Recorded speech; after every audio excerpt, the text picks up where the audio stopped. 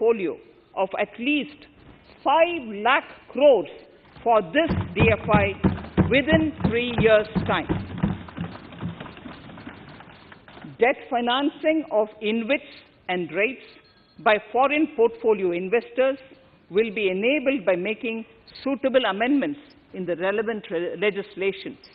This will further ease access of finance to InvITs and REITs, thus augmenting funds for infrastructure and real estate sectors. Asset monetization. Monetizing operating public infrastructure. Monetizing operating public infrastructure assets is a very important financing option for new infrastructure construction. A national monetization pipeline of potential brownfield infrastructure assets will be launched. An asset monetization dashboard will also be created for tracking the progress and to provide visibility to investors. Some important measures in the direction of monetization are National Highways Authority of India and the PGCIL each have sponsored one InvIT that will attract international and institutional investors. 5 operational roads with an estimated enterprise value of 5,000 crores of rupees are being transferred to the NHAI InvIT. Similarly, transmission assets of value 7,000 crores will be transferred to the PGCIL InvIT. Railways will monetize dedicated freight corridor assets for operations and maintenance after commissioning. A next lot of airports will be monetized for operations and management concessions. Other core infrastructure assets that will be rolled out under the asset monetization programs are NHAI operational toll roads, 2 transmission assets of PGCL, 3 oil and gas pipelines of GAIL, Gas Authority of India Limited, IOCL and HPCL, Airports Authority of India airports in Tier 2 and 3 cities, other railway infrastructure assets, warehousing assets of CPSE, such as the Central Warehousing Corporation and NAFED, among others, and sports stadiums. Sharp increase in capital budget. In the BE 2020-21, we had provided for 4.12 lakh crores for capital expenditure. It was our effort that in spite of resource crunch, we should spend more on capital, and we are likely to end this year at around 4.39 lakh crores, which I have provided in the RE of 2020-2021. For 21-22, I propose a sharp increase in capital expenditure and thus have provided 5.54 lakh crores, which is 34.5% more than the BE of 2020-2021. Of this, I have kept a sum of more than 44,000 crores in the budget head of the Department of Economic Affairs to be provided for projects, programs, or departments that show good progress in capital expenditure and are in need of further funds. Over and above this expenditure, we would also be providing more than 2 lakh crores to states and autonomous bodies for their capital expenditure. We will also work out specific mechanisms to nudge states to spend more of their budget on creation of infrastructure.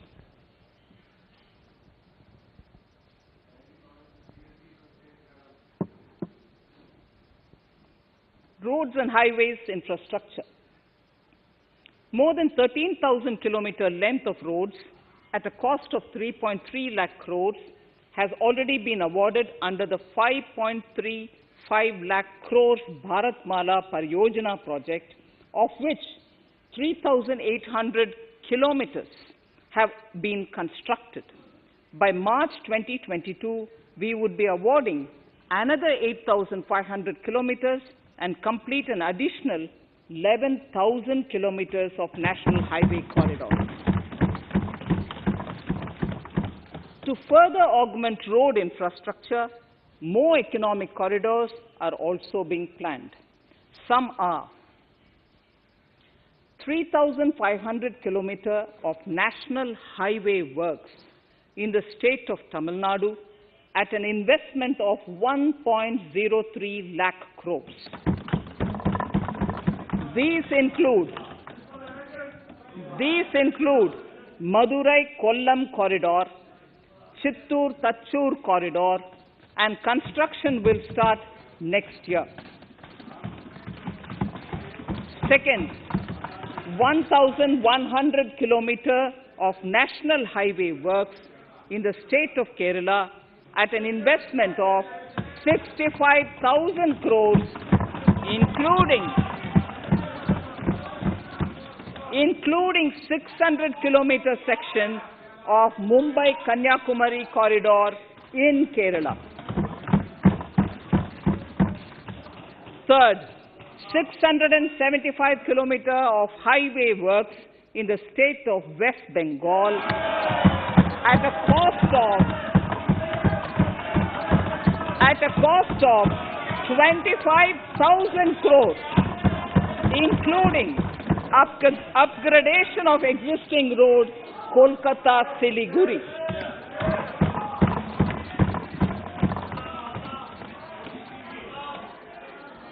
National highway works of around 19,000 crores are currently in progress in the state of Assam. Further works of more than 34,000 crores covering more than 1,300 kilometers of national highways will be undertaken in the state in the coming 3 years. Some of the flagship corridors and other important projects that would see considerable activity in 2021-22 are in Annexure 2 to my speech. I am also providing an enhanced outlay of 1,18,101 crores for Ministry of Road Transport and Highways, of which 1,08,230 crores is for capital, the highest ever provided. Railway infrastructure. Honorable Speaker, sir, Indian Railways have prepared a National Rail Plan for India 2030. The plan is to create a future-ready railway system by 2030. Bringing down the logistic costs for an industry is at the core of our strategy to enable Make in India. It is expected that Western Dedicated Freight Corridor and Eastern Dedicated Freight Corridor will be commissioned by June 2022. The following additional initiatives are also proposed. The Sonnagar-Gomo sections, 263 kilometers of Eastern Dedicated Freight Corridor will be taken up in PPP mode in this year itself. Gomo-Dankuni section of 274.3 kilometers will be also taken up shortly in short succession. We will undertake future dedicated freight corridor projects, namely East Coast Corridor from Kharagpur to Vijayawada, East-West Corridor from Bhusawal to Kharagpur to Dankuni, and North-South Corridor from Itarsi to Vijayawada. Detailed project reports will be undertaken in the first phase. Broad gauge route kilometers, RKM as I referred to, electrified is expected to reach 46,000 kilometers, 46,000 RKM. That is 72% by end of 2021 from 41,548 RKMs on 1st October 2020. 100% electrification of broad gauge routes will be completed by December 2023. For passenger convenience and safety, the following measures are being proposed. We will introduce the aesthetically designed Vista Dome LHB coach on tourist routes to give better travel experience to passengers. The safety measures undertaken in the past few years have borne results. To further strengthen this effort, high-density network and highly utilized network routes of Indian Railways will be provided with an indigenously developed automatic train protection system that eliminates train collision due to human error. I am providing a record sum of 1,10,055 crores for railways, of which 1,07,100 crores is for capital expenditure only. Urban infrastructure. We will work towards raising the share of public transport in urban areas through expansion of metro rail networks and augmentation of city bus services.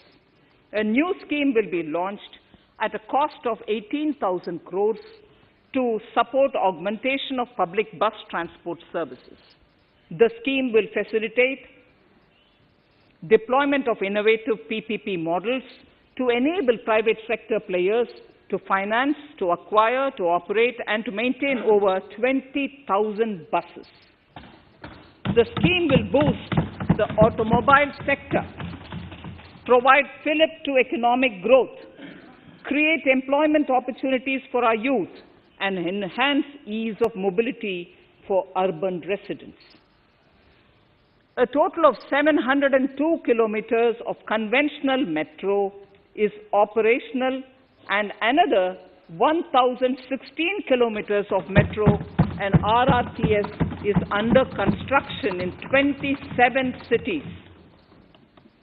Two new technologies, that is Metro Light and Metro Neo, will be deployed to provide metro rail systems at much lesser cost with same experience, convenience, and safety in Tier 2 cities and peripheral areas of Tier 1 cities also.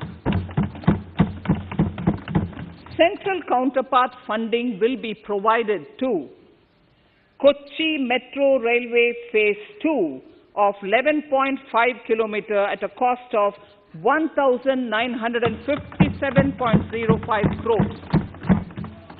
Chennai Metro Railway Phase 2 of 118.9 kilometers at a cost of 63,246 crores. Bengaluru Metro Railway Project Phase 2A and 2B of 58.19 kilometers at a cost of 14,788 crores. Nagpur Metro Rail Project Phase 2 and Nashik Metro at a cost of 5,976 crores and 2,092 crores respectively. Power infrastructure.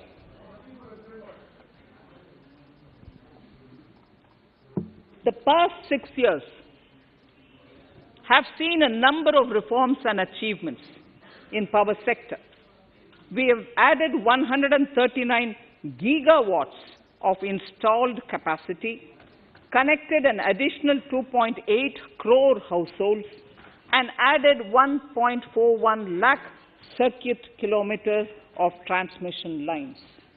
The distribution companies across the country are monopolies, either government or private.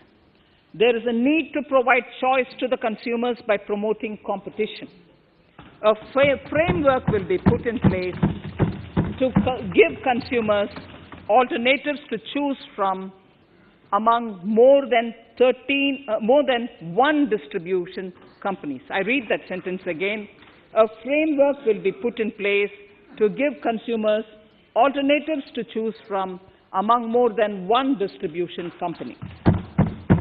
The viability of distribution companies is a serious concern. A revamped reforms-based, results-linked power distribution sector scheme will be launched with an outlay of 3,05,984 crores over 5 years. The scheme will provide assistance to DISCOMs for infrastructure creation, including prepaid smart metering, feeder separation, upgradation of systems, etc., tied to financial improvements. Prime Minister, while speaking at the third Reinvestment Conference in November 2020, had announced plans to launch a comprehensive national hydrogen energy mission. It is now proposed to launch a hydrogen energy mission in 2021-22 for generating hydrogen from green power sources. Ports, shipping and waterways. Major ports will be moving from managing their operational services on their own to a model where a private partner will manage it for them. For the purpose, 7 projects worth more than 2,000 crores will be offered by the major ports on private-public partnership mode in FY 21-22. A scheme for promoting flagging of merchant ships in India will be launched by providing subsidy support to Indian shipping companies in global tenders floated by ministries and CPSCs. An amount of 1,624 crores will be provided over 5 years. This initiative will enable greater training and employment opportunities for Indian seafarers, besides enhancing Indian companies' share in global shipping. India has enacted Recycling of Ships Act in 2019 and acceded to the Hong Kong International Convention. Around 90 ship recycling yards at Alang in Gujarat have already achieved HKC-compliant certificates. Efforts will be made to bring more ships to India from Europe and Japan. Recycling capacities of around 4.5 million light displacement ton LDT will be doubled by 2024. This is expected to generate an additional 1.5 lakh jobs for our youth. Petroleum and natural gas. Our government has kept fuel supplies running across the country without interruption during the COVID-19 lockdown period. Taking note of the crucial nature of the sector in people's lives, the following key initiatives are being announced. 1. Ujjwala scheme, which has benefited 8 crore households, will be extended to cover 1 crore more beneficiaries. We will add 100 more districts in next 3 years to the city gas distribution network.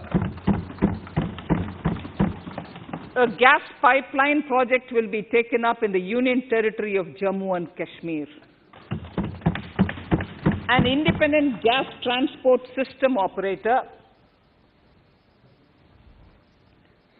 will be set up for facilitation and coordination of booking of common carrier capacity in all natural gas pipelines on a non-discriminatory open access basis. Financial capital. I propose to consolidate the provisions of the SEBI Act 1992, Depositories Act 1996, Securities Contracts Regulation Act 1956, and Government Securities Act 2007 into a rationalized single Securities Markets Code. The government would support the development of a world-class fintech hub at the GIFT IFSC. To instill confidence amongst the participants in corporate bond market during times of stress and to generally enhance secondary market liquidity, it is proposed to create a permanent institutional framework. The proposed body would purchase investment-grade debt securities both in the stressed and normal times and help in the development of the bond market. In the budget 2018-19, Government had announced its intent to establish a system of regulated gold exchanges in the country. For the purpose, SEBI will be notified as the regulator, and Warehousing Development and Regulatory Authority will be strengthened to set up a commodity market ecosystem arrangement, including vaulting, assaying, logistics, etc., in addition to warehousing. Towards investor protection, I propose to introduce an investor charter as a right of all financial investors across all financial products. To give a further boost to the non-conventional energy sector, I propose to provide additional capital infusion of 1,000 crores to Solar Energy Corporation of India and 1,500 crores to Indian Renewable Energy Development Agency. I propose to amend the Insurance Act 1938 to increase the permissible FDI limit from 49% to 74% in insurance companies and allow foreign ownership and control with safeguards. Under the new structure, the majority of directors on the board and key management persons would be resident Indians, with at least 50% of directors being independent directors and specified percentage of profits being retained as general reserve. Stressed asset resolution by setting up a new structure. The high level of provisioning by public sector banks of their stressed assets calls for a measure to clean up the bank books. An asset reconstruction company limited, an asset management company would be set up to consolidate and take over the existing stressed debt and then manage and dispose of the assets to alternative investment funds and other potential investors for eventual value realization. Recapitalization of PSB. To further consolidate the financial capital capacity of PSBs, further recapitalization of 20,000 crores is proposed in 21-22. Deposit insurance. Last year, Government had approved an increase in the deposit insurance cover from 1 lakh rupees to 5 lakhs for bank customers. I shall be moving amendments to DICGC Act 1961 in this session itself to streamline the provision so that if a bank is temporarily unable to fulfill its obligations, the depositors of such bank can get easy and time-bound access to their deposits to the extent of the deposit insurance cover. This would help depositors of banks that are currently under stress. To improve credit discipline, while continuing to protect the interest of small borrowers, for NBFCs with minimum asset size of 100 crores, the minimum loan size eligible for debt recovery under the Securitization and Reconstruction of Financial Assets and Enforcement of Security Interests, SARFAESI Act 2002, it is proposed to be reduced from the existing level of 50 lakhs to 20 lakhs. Company matters. The decriminalization of the procedural and technical compoundable offences under Companies Act 2013 is now complete.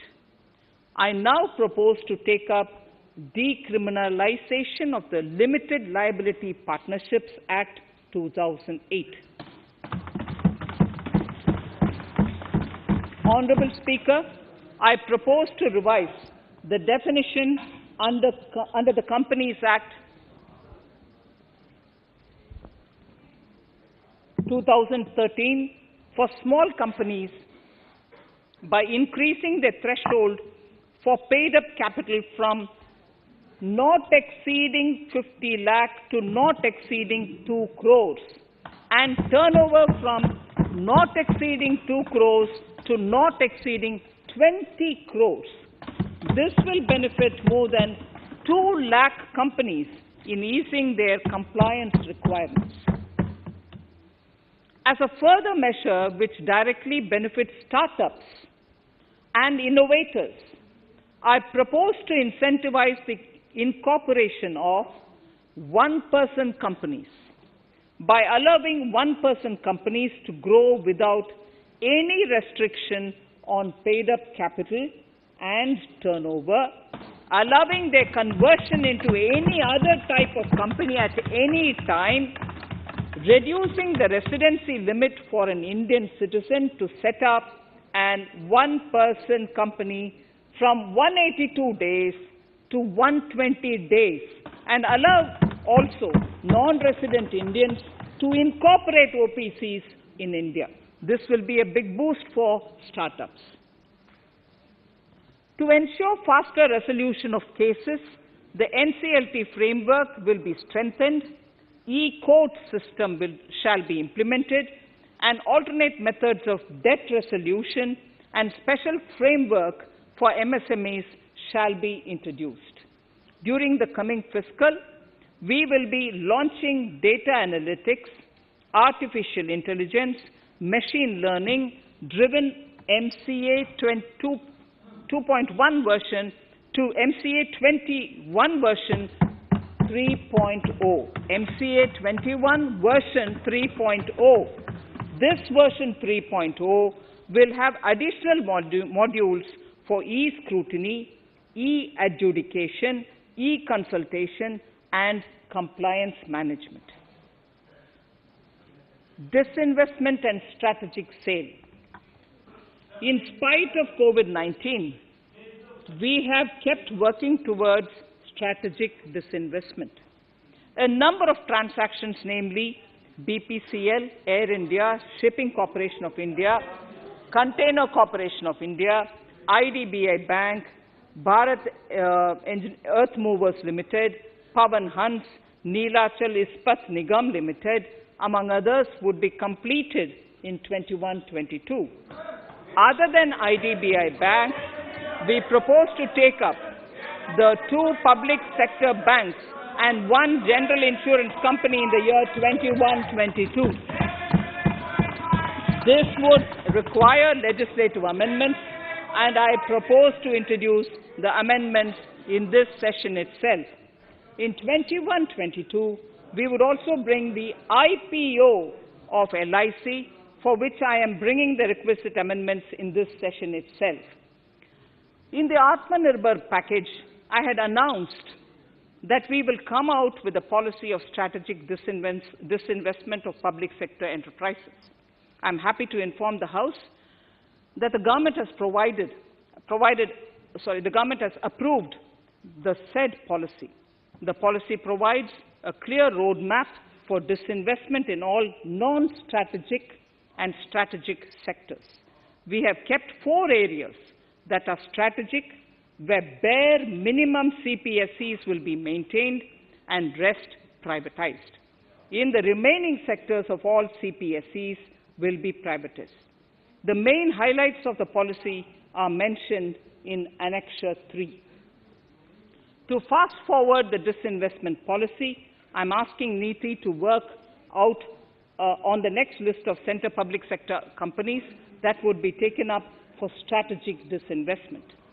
To similarly incentivize states to take to disinvestment of their public sector companies, we will work out an incentive package of central funds to states. Idle assets will not contribute to Atmanirbhar Bharat. The non-core assets largely consist of surplus land with government ministries and departments and public sector enterprises. Monetizing of land can either be by way of direct sale or concession or by similar means. This requires special abilities, and for this purpose, I propose to use a special purpose vehicle in the form of a company that would carry out this activity. In order to ensure timely completion of closure of sick or loss-making CPSEs, we will introduce a revised mechanism that will ensure timely closure of such units.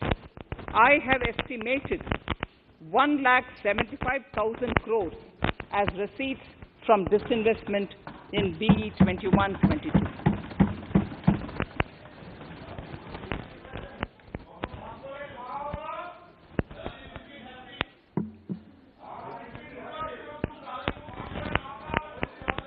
Government financial reforms.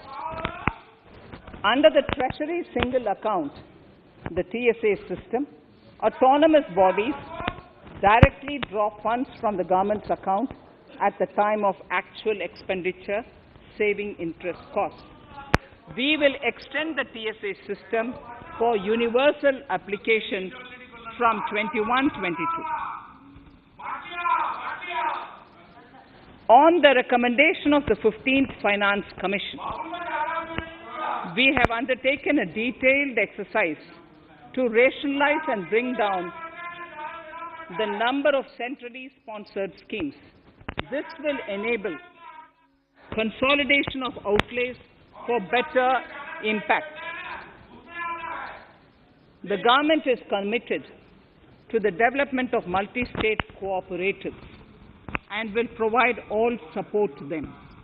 To further streamline the ease of doing business for cooperatives, I propose to set up a separate administrative structure for them. So the third pillar of Atmanirbhar Bharat, inclusive development for aspirational India.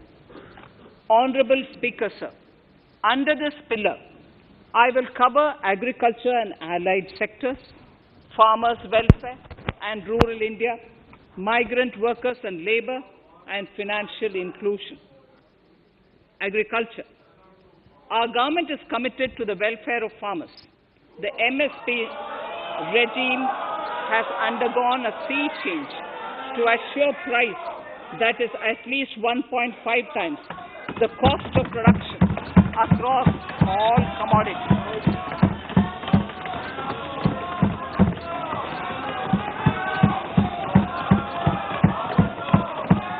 The procurement has also continued to increase at a steady pace. This has resulted in increase in payment to farmers substantially.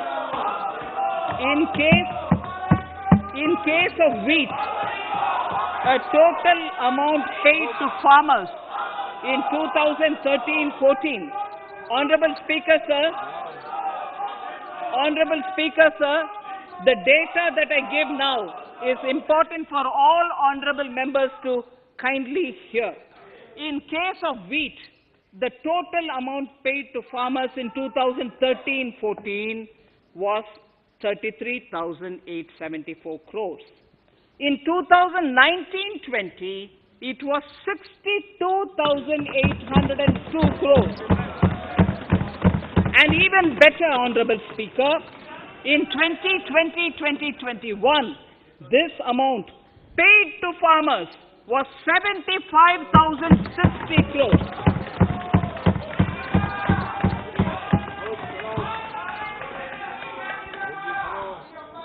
Honorable Speaker, again an important fact, the number of wheat growing farmers that were benefited increased in 2020-21 to 43.36 lakhs compared to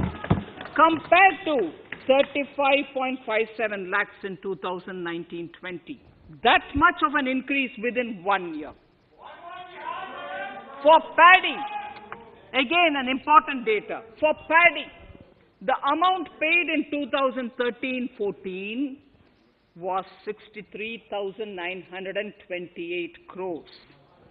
In 2019-20, this increased to 1,41,930 crores. Even better, in 2020-2021, this is further, in 2020-21, this is further estimated, and I'm saying this is further estimated because the procurement is ongoing, and therefore I can't give you the final figure. This is further estimated to increase to 1,72,752 crores. The number of farmers benefited increased from 1.24 crores in 2019-20 to 1.54 crores in 2020-21.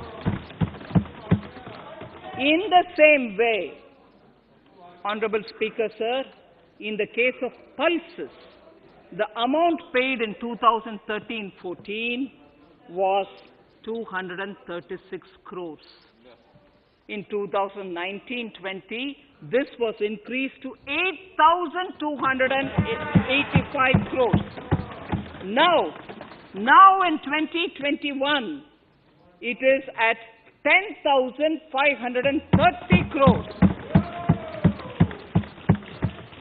More than 40 times increase from 2013-14.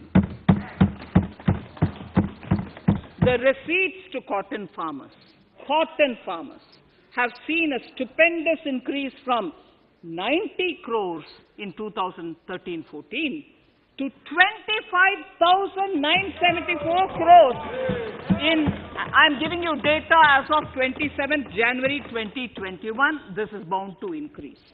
From 90 crores for cotton farmers in 2013-14 to 25,974 crores in 2021. All the details in complete narration is available in Annexure 4 to my speech. Early this year, Honorable Prime Minister had launched the Swamitva scheme. Under this, a record of rights is being given to property owners in villages. Up till now, about 1.80 lakh property owners in 1,241 villages have been provided cards. I propose during 21-22 to extend this to cover all states and union territories. To provide adequate credit to our farmers, I have enhanced the agricultural credit target to 16.5 lakh crores in this year. We will focus on ensuring increased credit flow to animal husbandry, Pashupalan, dairy, and to Matsyakar, to the fisheries. We are enhancing the allocation to the Rural Infrastructure Development Fund from 30,000 crores to 40,000 crores. The Micro Irrigation Fund, with a corpus of 5,000 crores, has been created under NABARD. I propose to double it by augmenting it by another 5,000 crores. To boost value addition in agriculture and allied products and their exports, the scope of Operation Green Scheme, that is presently applicable to only tomatoes, onions, and potatoes, will be enlarged to include 22 perishable crops. Around 1.68 lakh crore farmers, around 1.68 crore farmers are registered, and 1.14 lakh crores of rupees trade value has been carried out through e-NAMs, the National Agricultural Market. Keeping in view the transparency and the competitiveness that e-NAM has brought into the agricultural market, 1,000 more mandis will be integrated with e-NAM. Honorable Speaker, sir, with all this, the Agricultural Infrastructure Fund would be made available to the APMCs for augmenting their infrastructure facilities.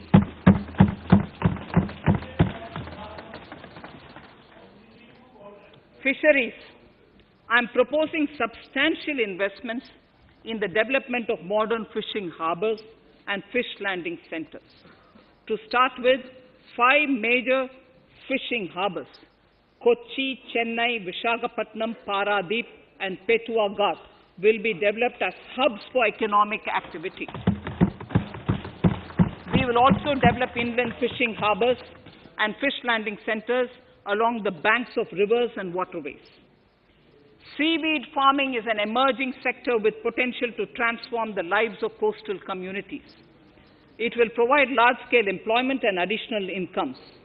To promote seaweed farming and cultivation, I propose a multi-purpose seaweed park to be established in Tamil Nadu. Migrant workers and laborers. We have launched the One Nation, One Ration Card scheme, through which beneficiaries can claim their rations anywhere in the country. Migrant workers in particular benefit from the scheme. Those staying away from their families can partially claim their ration where they are stationed, while their family in their native places can claim the rest. I'm happy to inform you that One Nation, One Ration Card plan is under implementation by 32 states and union territories, reaching about 69 crore beneficiaries. That's a total of 86% beneficiaries covered. The remaining 4 states and UTs will be integrated in the next few months. To further extend our efforts towards the unorganized labor force, migrant workers in particular, I propose to launch a portal that will collect relevant information on gig workers, building and construction workers, among others. This will help formulate health, housing, skill, insurance credit, and food schemes for all migrant workers. We will conclude a process that began 20 years ago with the implementation of the 4 labor codes. For the first time globally, social security benefits will be extended to gig and platform workers.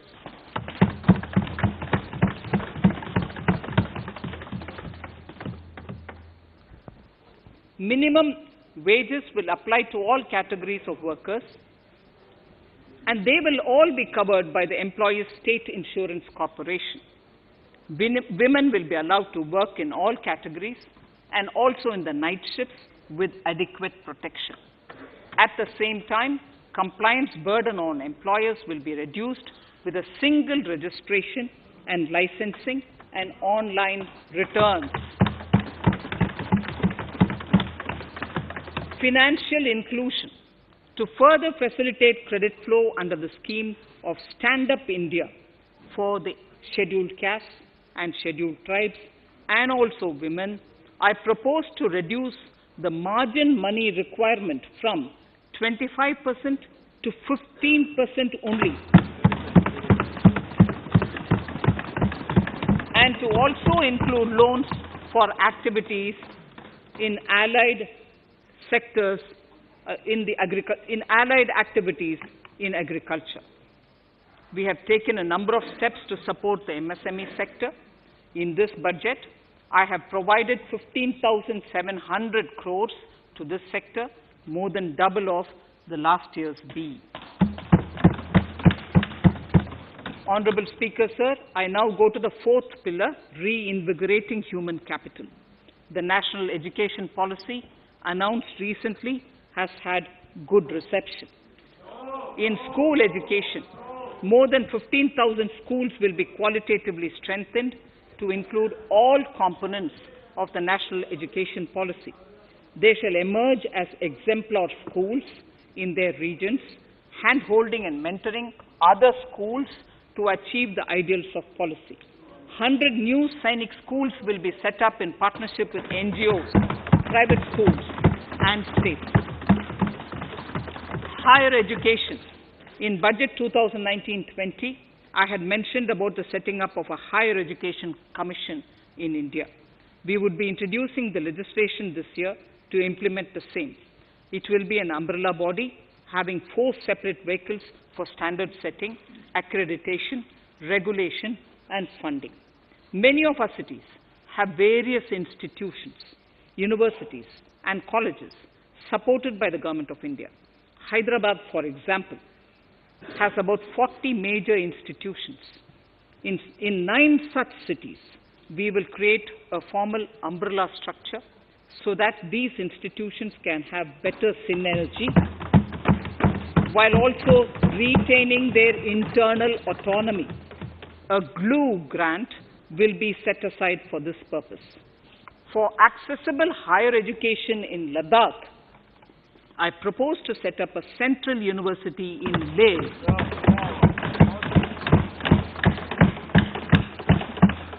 The other important projects to be taken up as a part of the NEP are listed in Annexure 5. Scheduled caste and scheduled tribes welfare. We have set ourselves a target of establishing 750 Eklavya model residential schools in our tribal areas.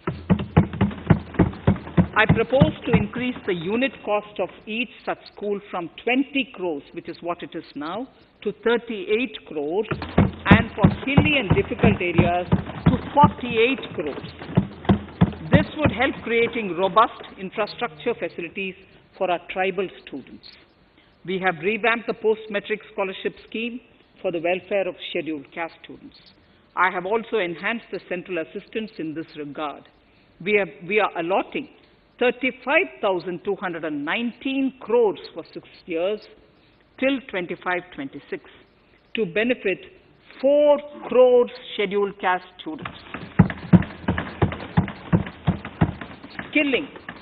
In 2016, we had launched the National Apprenticeship Promotion Scheme. The government proposes to amend the Apprenticeship Act with a view to further enhancing apprenticeship opportunities for our youth. We will realign the existing scheme of National Apprenticeship Training Scheme for providing post-education apprenticeship, training of graduates and diploma holders in engineering. Over 3,000 crores will be provided for this purpose. An initiative is underway, Honorable Speaker, in partnership with the United Arab Emirates to benchmark skill qualifications, assessment and certification, accompanied by the deployment of certified workforce. We also have a collaborative training, intertraining program between India and Japan to facilitate transfer of Japanese industrial and vocational skills, techniques, and knowledge. We will take forward this initiative with many more countries also.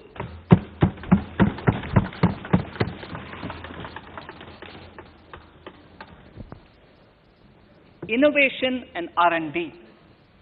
In my budget speech of 2019, I had announced the National Research Foundation.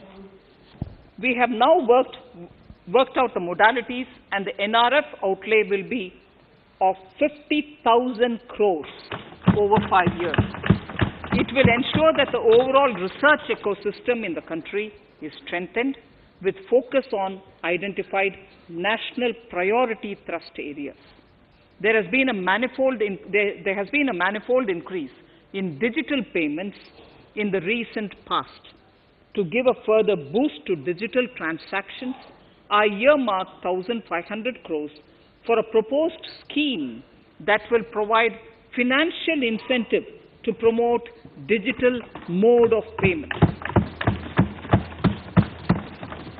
We will undertake a new initiative, National Language Translation Mission. This will enable the wealth of governance and policy-related knowledge on the Internet being made available in major Indian languages.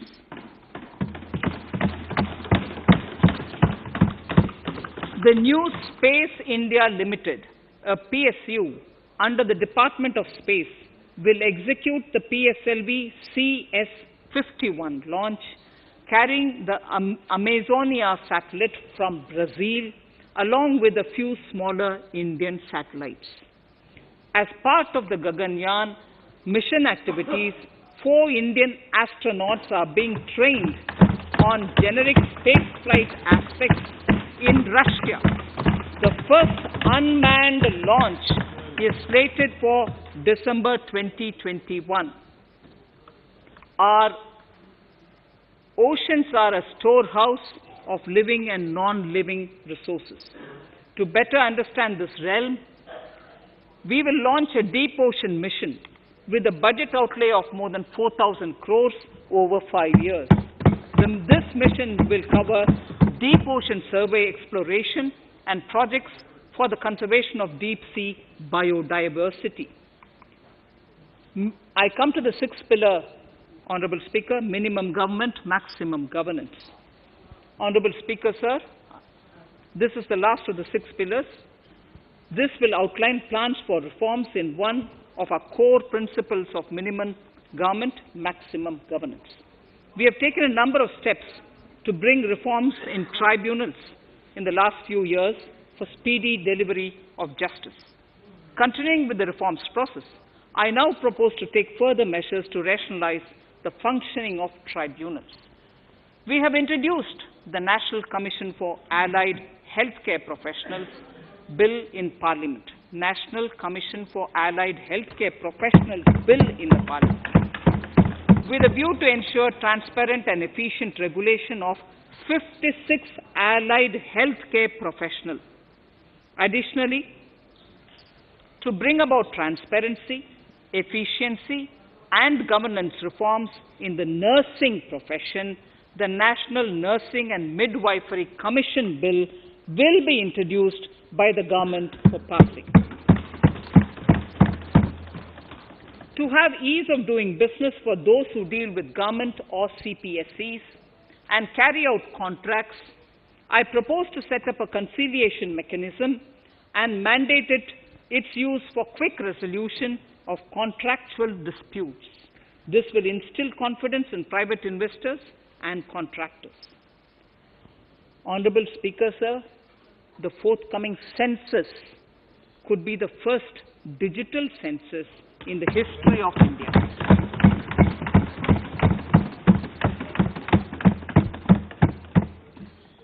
For this monumental milestone-marking task, I have allocated 3,768 crores in this year, 21-22. Honorable Speaker, Goa is celebrating the Diamond Jubilee year of the state's liberation from Portuguese rule. From the Government of India's side, I propose to grant 300 crores to the Government of Goa for the celebration. I propose to provide 1,000 crores for the welfare of tea workers, especially women and children in Assam and West Bengal. A special scheme will be devised for the same.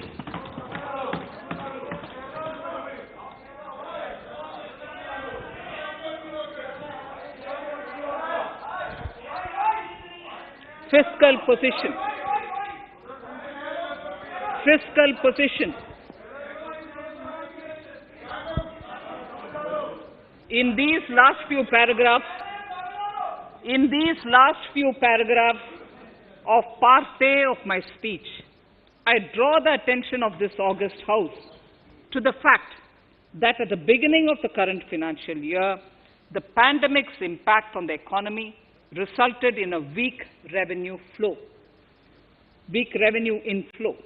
This was combined with high expenditure to provide essential relief to vulnerable sections of the society, especially the poor, the women, scheduled castes, and scheduled tribes. Unlike many other countries, we opted for a series of medium-sized packages during the pandemic so that we could calibrate and target our response according to the evolving situation. Once the health situation stabilized and the lockdown was being slowly lifted, we switched to ramping up government spending so as to revive domestic demand. As a result, against an original BE expenditure of 30.42 lakh crores, for 2020-21, our RE estimates are 34.50 lakhs, 30.42 now within the year going up to 34.5 lakh crores. We have maintained quality of expenditure. The capital expenditure estimated in the RE is 4.39 lakh crores as against 4.12 lakh crores in the BE stage. So the beginning of the year, we had marked only 4.12 lakh, whereas it is 4.39 lakh crores as we end the year. Fiscal deficit in RE 2020-2021 is pegged at 9.5% of the GDP. Fiscal deficit in RE 2020 to 2021 is pegged at 9.5% of GDP.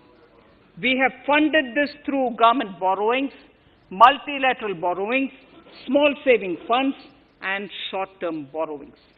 We would need another 80,000 crores, for which we would be approaching the market in these 2 months. We would be needing another 80,000 crores, for which we would be approaching the markets in these 2 months. To ensure that the economy is given the required push, our BE estimates for expenditure in 21-22 are 34.83 lakh crores. This includes 5.54 lakh crores as capital expenditure, an increase of 34.5% over the BE figure of 2020-2021. The fiscal deficit in BE 21-22 is estimated to be 6.8% of the GDP. The gross borrowing from the market for the next year would be around 12 lakh crores. We plan to continue with our path of fiscal consolidation and intend to reach the fiscal deficit level below 4.5% of the GDP by 2025-2026, with a fairly steady decline over the period. We hope to achieve the consolidation by first increasing the buoyancy of tax revenue through improved compliance, and secondly, by increased receipts from monetization of assets, including public sector enterprises and land. The Contingency Fund of India is being proposed to be augmented. The Contingency Fund of India is being proposed to be augmented from 500 crores to 30,000 crores through finance bill. In accordance with the views of the 15th Finance Commission, we are allowing a normal ceiling of net borrowing for the states at 4% of GSDP for the year 21-22. A portion of this ceiling will be earmarked to be spent on incremental capital expenditure. Additional borrowing ceiling of 0.5% of the GSDP will also be provided, subject to conditions. States will be expected to reach a fiscal deficit of 3% of GSDP by 2023-24, as recommended by the 15th Finance Commission. In the July 2019-20 budget, I introduced the Statement 27 on extra budgetary resources. It disclosed the borrowings of the government agencies that went towards funding Government of India schemes and whose repayment burden was on the government.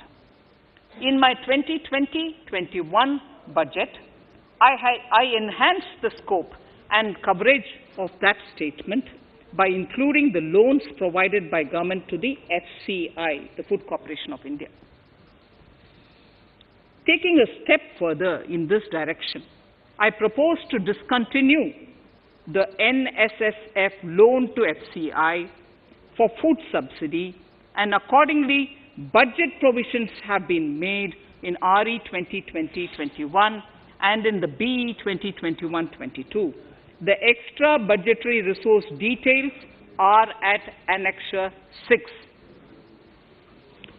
We know that the FRBM Act mandates fiscal deficit of 3% of GDP to be achieved by 31st March 2020-2021.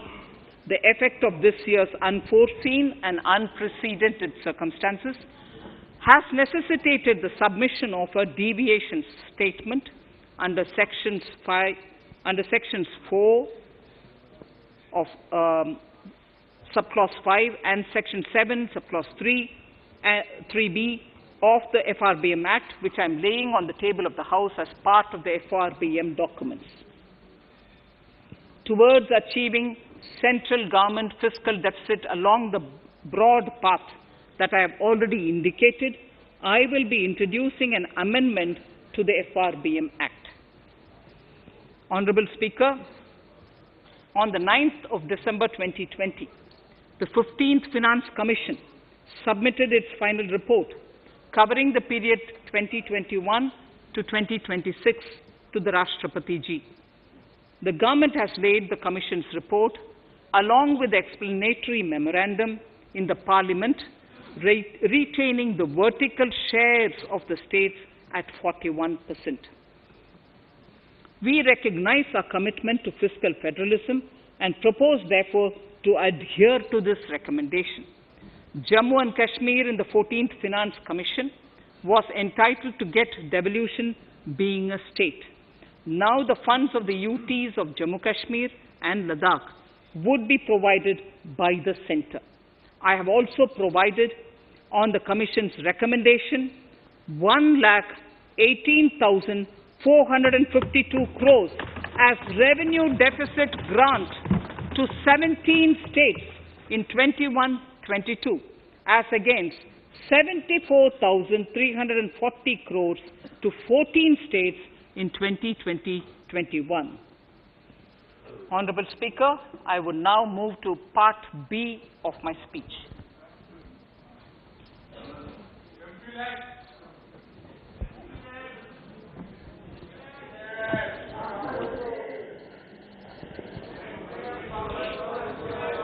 Honorable Speaker, the world is facing a serious challenge of the pandemic and its aftershock. In these trying times, when many economies are struggling to revive, our people and our industry have exhibited remarkable resilience. As I mentioned already, post-pandemic, a new world order seems to be emerging, one in which Asia is poised to occupy a prominent position, and India will have a leading role therein. In this scenario, our tax system has to be transparent, efficient, and should promote investments and employment in our country. At the same time, it should put minimum burden on our taxpayers. I borrow the words of Thiruvalluvar, the saint. Yetralum, Eatalum, Kathalum, Katha Vaguthalum, Nalla Valladarasu. A king or a ruler is the one who creates and acquires wealth, protects and distributes it for common good. Tirukkural. Direct tax proposals. Keeping this in mind, the words of Tirukkural, our government introduced a series of reforms in the direct tax system for the benefit of our taxpayers and the economy. Few months prior to the pandemic, in order to attract investments, we slashed our corporate tax rate to make it among the lowest in the world. The dividend distribution tax too was abolished. The burden of taxation on small taxpayers was eased by increasing rebates. In 2020, the return filers saw a dramatic increase to 6.48 crores from 3.31 crores in 2014. In the direct tax administration, we had recently introduced the faceless assessment and faceless appeal. I now seek to take further steps to simplify the tax administration, ease compliance, and reduce litigation. Relief to senior citizens. I begin my direct tax proposals by offering my pranam to our senior citizens. Many of them, despite having foregone several basic necessities of their own, have strived to build our nation. Now in the 75th year of independence of our country, when we continue our endeavour with renewed vigour, we shall reduce compliance burden on our senior citizens who are 75 years of age and above. For senior citizens who only have pension and interest income, I propose exemption from filing their income tax returns.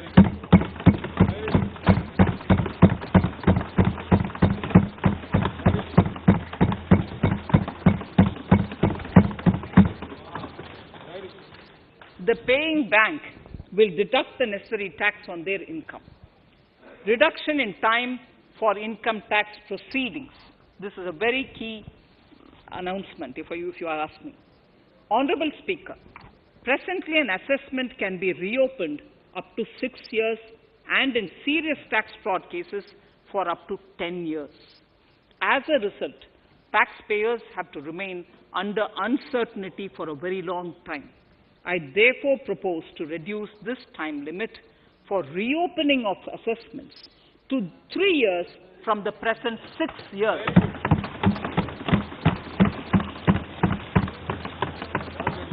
In serious tax evasion cases too, only where there is evidence of concealment of income of 50 lakh or more in a year.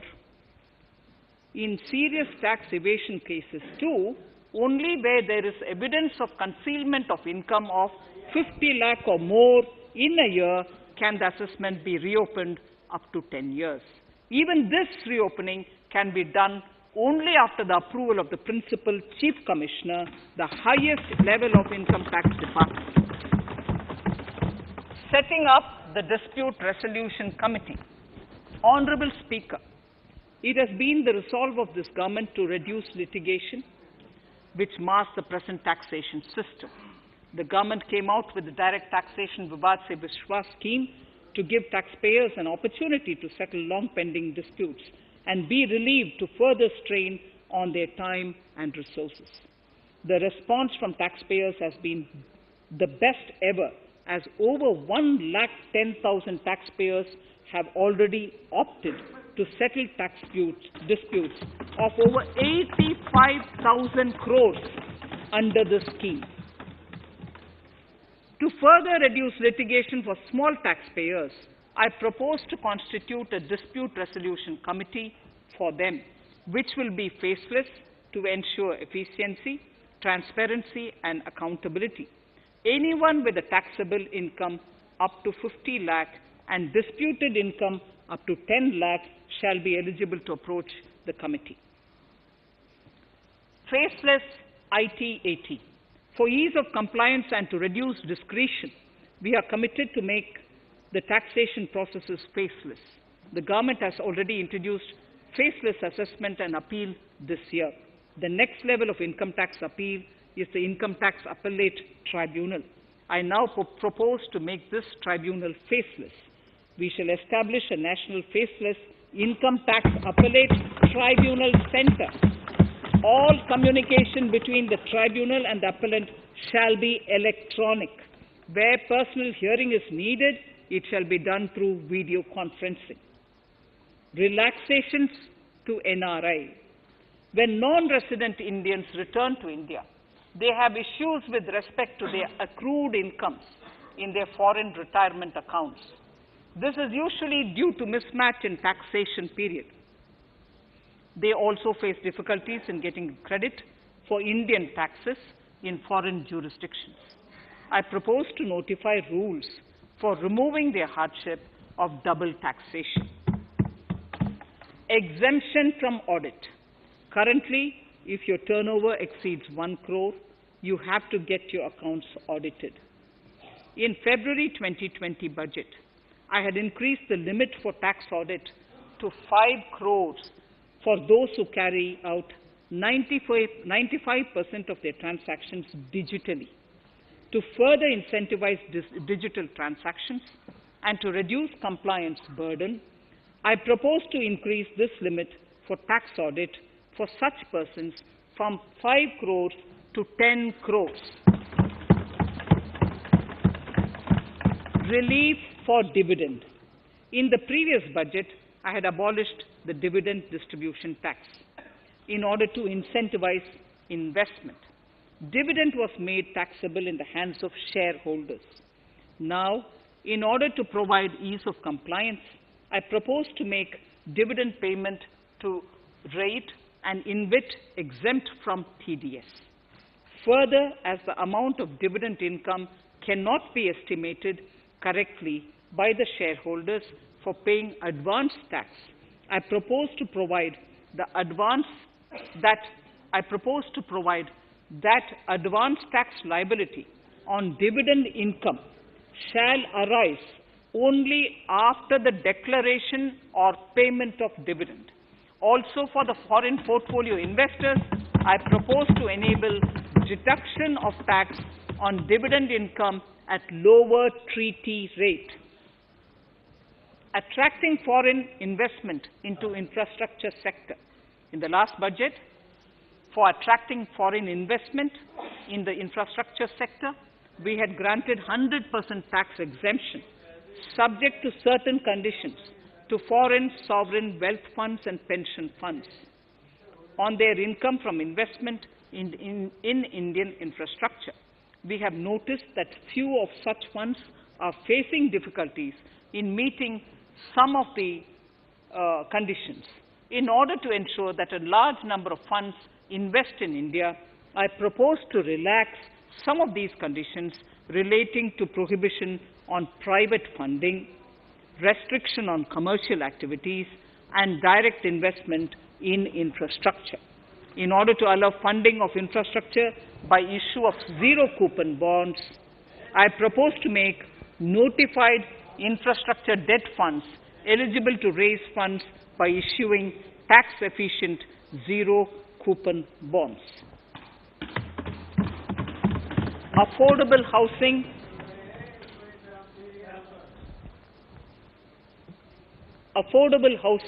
and rental housing.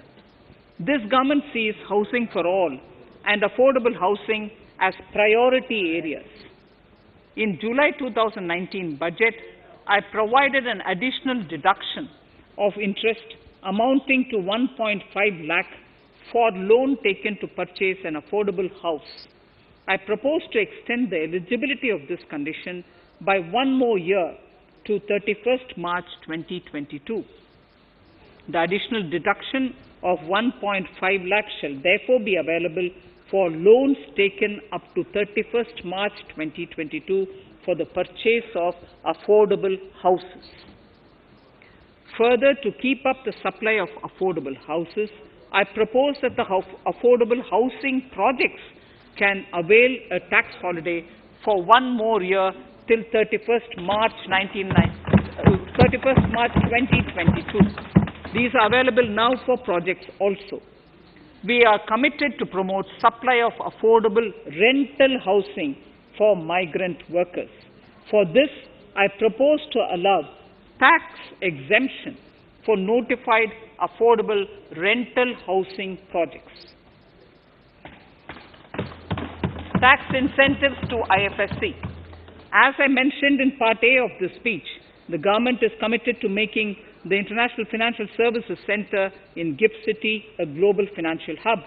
In addition to the tax incentives already provided, I propose to include, among others, tax holiday for capital gains for aircraft leasing companies, tax exemption for aircraft lease rentals paid to foreign lessors, tax incentive for relocating foreign funds in the IFSC, and to allow tax exemption to the investment division of foreign banks located in the IFSC.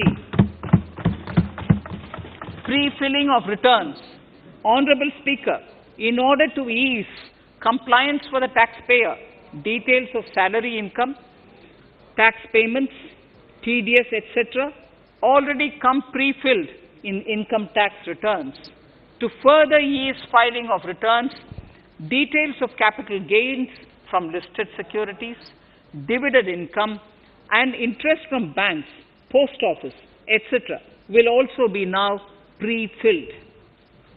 Relief to small trusts. We hope to reduce compliance burden on small charitable trusts running educational institutions and hospitals. So far, there is a blanket exemption to such entities whose annual receipt does not exceed 1 crore of rupees. I now propose to increase this amount to 5 crores.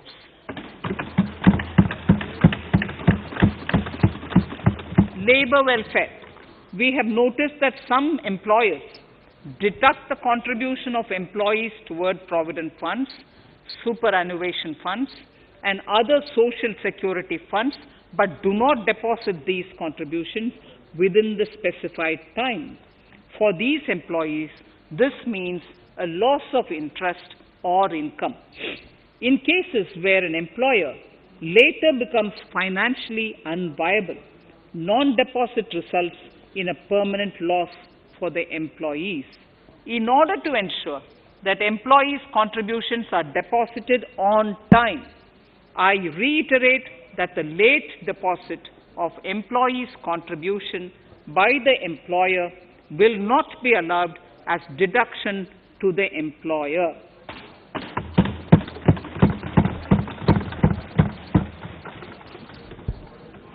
Incentives for startups. In order to incentivize startups in the country, I propose to extend the eligibility for claiming tax holiday for startups by 1 more year, till 31st March 2022. Further, in order to incentivize funding for the startups, I propose to extend the capital gains exemption for investment in startups by 1 more year, till 31st March 2022. Sir, I now come to indirect tax proposals. GST. Before I come to my indirect tax proposals, I would like to appraise the House on GST. The GST is now 4 years old, and we have taken several measures to further simplify it. Some of the measures include nil return through SMS, quarterly return and monthly payment for small taxpayers, electronic invoice system, validated input tax statements, pre-filled editable GST return, and staggering of returns filing. The capacity of GST and system has also been enhanced. We have also deployed deep analytics and artificial intelligence to identify tax evaders and fake billers and launched special drives against them. The results speak for themselves. We have made record collections in the last few months. The GST Council has painstakingly thrashed out thorny issues. As chairperson to the Council, I want to assure this House that we shall take every possible measure to smoothen the GST further and to remove anomalies such as inverted duty structure. Custom duty rationalization. Our custom duty policy should have the twin objective of promoting domestic manufacturing and helping India get on to global value chain and export better. The thrust now has to be on easy access to raw materials and exports of value-added products. Towards this, last year, we started overhauling the customs duty structure, eliminating 80 outdated exemptions. I also thank everyone who responded overwhelmingly to a crowdsourcing call for suggestions on this revamp. I now propose to review more than 400 old exemptions this year. I repeat, I now propose to review more than 400 old exemptions this year. We will conduct this through extensive consultations, and from 1st October 2021, we will put in place a revised customs duty structure free of distortions. I also propose that any new customs duty exemptions, therefore, henceforth will have validity up to 31st March, following 2 years from the date of the issue. Electronic and mobile phone industry. Domestic electronic manufacturing has grown rapidly. We are now exporting items like mobiles and chargers. For greater domestic value addition, we are withdrawing a few exemptions on part of chargers and sub-parts of mobiles. Further, some parts of mobiles will move from nil rate to a moderate 2.5%. Iron and steel. MSMEs and other user industries have been severely hit by a recent sharp rise in iron and steel prices. Therefore, we are reducing customs duty uniformly to 7.5% on semis, flats, and long products of non-alloy, alloy, and stainless steels. To provide relief to metal recyclers, mostly MSMEs, I am exempting duty on steel scrap for a period up to 31st March 2022. Further, I am also revoking ADD and CVD on certain steel products. Also, to provide relief to copper recyclers, I am reducing duty on copper scrap from 5% to 2.5%. Textiles. The textile sector generates employment and contributes significantly to the economy. There is a need to rationalize duties on raw material inputs to man-made textiles. We are now bringing nylon chain on par with polyester and other man-made fibers.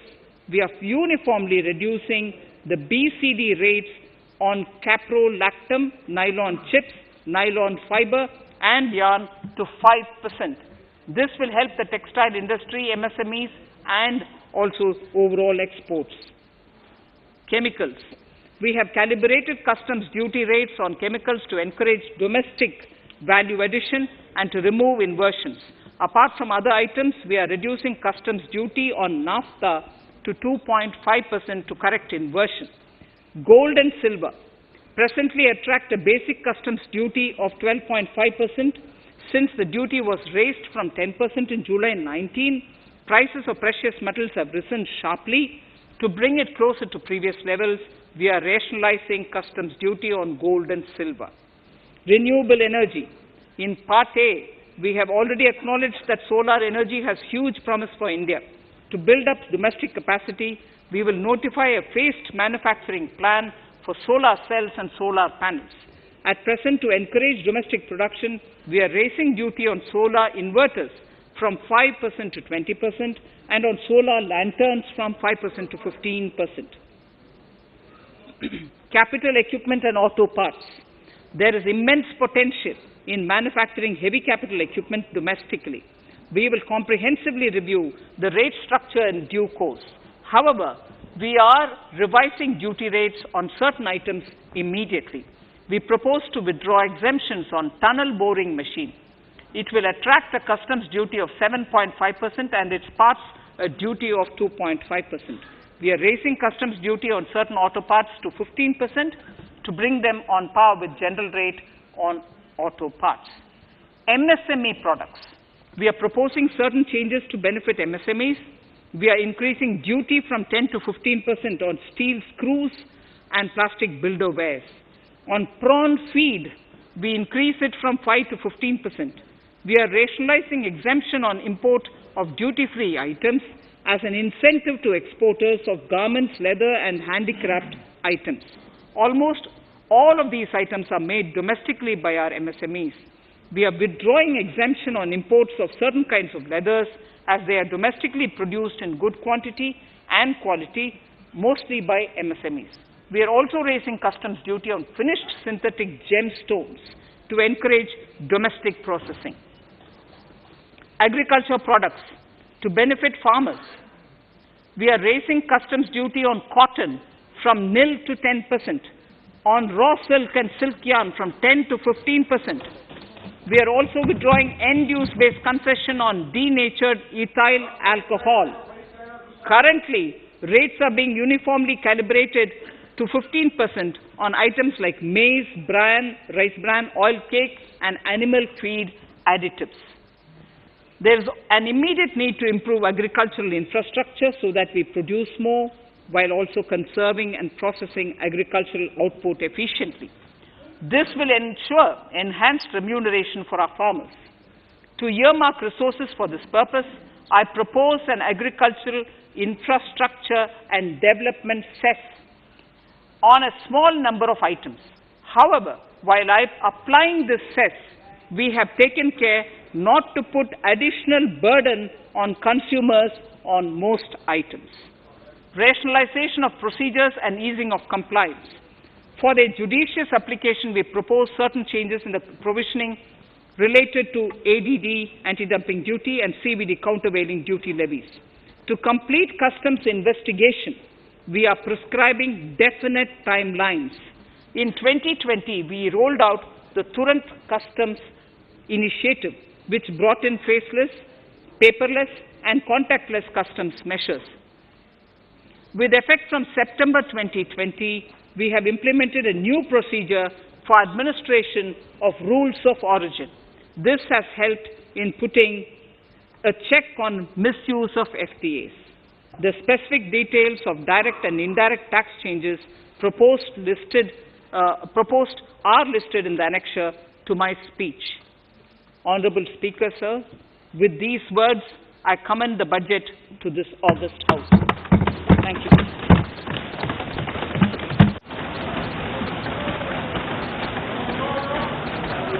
Item number 1, माननीय मंत्री जी, item number 1। Sorry, I don't have it with me.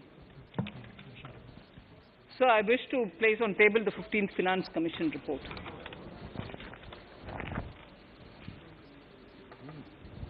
Item number 3, माननीय मंत्री जी। So, I wish to lay on the table the following statements under Section 3(1) of the Fiscal Responsibility and Budget Management Act 2003, the medium-term fiscal policy cum fiscal policy strategy statement and macroeconomic framework statement.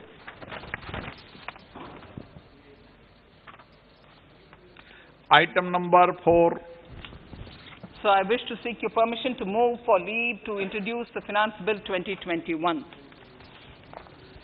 प्रश्न ये कि विधेयक को पुनर्स्थापित करने की अनुमति प्रदान की जाए।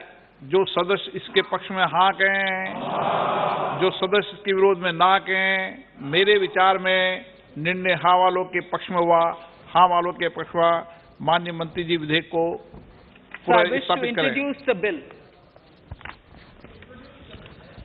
Shri Prahlad Joshi ji. With your permission, I rise to present the 18th report of Business Advisory Committee. माननीय सदस्यगण, माननीय वित्त मंत्री जी के बजट भाषण की प्रतियां प्रकाशक फलक पर उपलब्ध है। सदस्य अपनी प्रति प्रकाशन फलक से प्राप्त कर सकते हैं। माननीय सदस्यगण, जैसा कि आपको समाचार 2 के माध्यम से पहले सूचित किया जा चुका है कि बजट की प्रतियां आपको मेंबर्स पोर्टल के माध्यम से उपलब्ध कराई जा रही है। सभा की कार्रवाई मंगलवार दिनांक 2 फरवरी 2021 को दोपहर 4 बजे तक के लिए स्थगित की जाती है।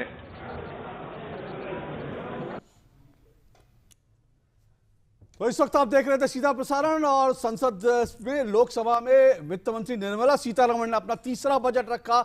नए भारत का और कह सकते हैं आत्मनिर्भर भारत का ये बजट था, और आत्मनिर्भर भारत कैसे बनेगा उसको लेकर के बड़े बड़े कुछ ऐलान भी हैं। 6 स्तंभों पर टिका हुआ ये जो आज का बजट था, मूल रूप से 6 स्तंभों पर टिका हुआ था, और इसमें कहें तो फोकस एक तरह से स्वास्थ्य पर है। और अजय कहते हैं हेल्थ इज वेल्थ, तो मुझे लगता है कहीं ना कहीं इसमें वेल्थ भी है और हेल्थ भी है, और ये आत्मनिर्भर भारत का एक बड़ा बजट था। क्या कहेंगे आप? ये आम बजट कहा जाता है, इसका नाम आम बजट है, लेकिन ये आम बजट है नहीं अशोक जी। ये बहुत ही खास बजट है, और खास बजट है क्योंकि ये नए इंडिया की बात करता है, आत्मनिर्भर भारत की बात करता है। और जिस चीज का आपने जिक्र किया कि स्वास्थ्य सेक्टर इस बजट का सबसे बड़ा फोकस है। तो अगर आप देखें स्वास्थ्य सेक्टर में जो खर्चा है वो पिछले साल के मुकाबले 137% बढ़ाया गया है। बहुत बड़ा अंतर। अगर आप आंकड़ों में मैं आपको बताऊं तो करीब 94,000 करोड़ रुपीस हेल्थ सेक्टर पे खर्च होते थे, अब वो बढ़ करके 2,34,000 करोड़ रुपए हो जाएंगे। तो आप सोचिए देश को हेल्थ सुपर पावर बनाने की दिशा में, जिसका जिक्र मेरे ख्याल से ये जो रिपोर्ट आई थी आपकी जो सर्वेक्षण, आर्थिक सर्वेक्षण, उसने कहा इस देश में हेल्थ इंफ्रास्ट्रक्चर को आमूल चूल परिवर्तन करने की जरूरत है। और ये बहुत ही इंटरेस्टिंग है कि जो भारत का हेल्थ सेक्टर है वो उस पर केंद्र सरकार भी खर्च करती है और राज्य सरकारें भी खर्च करती हैं, और इसलिए इन दोनों खर्चों को मिलाना होगा। लेकिन ये पहली बार है कि केंद्र सरकार अपनी ओर से कह रही है कि हम हेल्थ सेक्टर को एक बहुत बड़ा पुश देने जा रहे हैं और हम प्रिवेंटिव केयर पर ध्यान देंगे, यानी बीमारियों को होने ही नहीं देंगे, और अगर बीमारियां होती भी हैं तो उसको एक तरह से रोकथाम के लिए एक बड़ी R&D पर व्यवस्था की जाएगी। कोरोना की वैक्सीन के लिए 35,000 करोड़ रुपए का प्रावधान जो है वो इस बजट में कर दिया गया है। इसका मतलब कि कोरोना से तो लड़ाई जो है जीत ही रहे हैं हम, और साथ साथ और भी जो बीमारियां उनसे लड़ने का भी एक खाका तैयार हो गया। लेकिन इस बजट की बात करें तो बजट को लेकर लगातार प्रतिक्रियाएं आ रही हैं, और अगर कहें तो अजय, शेयर बाजार ने बहुत अच्छा रिस्पॉन्स दिया, और शेयर बाजार जिस तरह से उछाल मार रहा है, और सिर्फ शेयर बाजार नहीं बल्कि मैं आपको यह भी बताऊं कुछ विपक्ष के नेताओं के ट्वीट भी हैं। मैं आपको बताऊं कि कुछ कांग्रेस के जो पूर्व सांसद थे उन्होंने ट्वीट करके भी कहा है कि ये जो बजट है, जिस तरह से इसमें इंफ्रा पे जोर दिया गया है और स्पेंडिंग पर है, उससे रोजगार भी बढ़ेगा और निवेश भी आएगा। तो विपक्ष तारीफ कर रहा है सरकार जी बिल्कुल बिल्कुल। जो है विपक्ष की तरफ से कुछ इस तरह के ट्वीट भी है, मैं आपको जरूर इस बारे में बताऊंगा इस तरह के कौन से ट्वीट है। लेकिन जाहिर तौर पर इस पूरे बजट को लेकर अभी जो प्रतिक्रियाएं हैं वो आपको कुछ ही देर में मिलने लगी, हम तमाम प्रतिक्रियाएं देंगे। लेकिन कुल मिलाकर अजय, इसमें एक बात जो बड़ी बात है, जो आम आदमी के हिसाब से बात हो रही थी, और खास करके करदाता बड़ा उम्मीद कर रहे थे। हालांकि सरकार ने साफ तौर पर कहा कि यह नया बोझ डालने का वक्त नहीं है, 75 वर्ष से अधिक आयु के जो लोग हैं उनको छूट दी गई है। जो सरकार के पास उपलब्ध जो एक ढांचा था उसमें सरकार ने बेहतर से बेहतर और ज्यादा से ज्यादा देने की कोशिश की है। देखिए, ये समझना होगा कि ये बजट किस छाया में बनाया गया। ये एक बहुत बड़ी महामारी जो कि 100 साल से भी ज्यादा वक्त में एक बार आती है, और वित्त मंत्री ने बहुत स्पष्ट तौर पर कहा है कि कॉन्ट्रैक्शन, इकोनॉमी में कॉन्ट्रैक्शन इससे पहले इतिहास में केवल 3 बार हुआ है, और बजट में वो तीनों वजह से जो इंटरनल यानी जो घरेलू कारण थे उसकी वजह से हुआ है। पहली बार हमने देखा है कि जो कॉन्ट्रैक्शन हुआ है इकोनॉमी में वो ग्लोबल वजह से हुआ, और इसकी वजह से जो महामारी है, सभी लोग ये उम्मीद कर रहे थे कि शायद कोई कोरोना सेस लगा सकती हैं वित्त मंत्री, कोई ऐसा कुछ नहीं किया गया। ये कहा जा रहा था कि शायद कुछ नया टैक्स, क्योंकि टैक्स आ नहीं रहा है सरकार के पास में, तो क्या कुछ किया जाएगा, क्या बजट का साइज सिकुड़ेगा, सभी लोग ये कह रहे थे। लेकिन मैं आपको खुशी से बताना चाहता हूं कि पिछले साल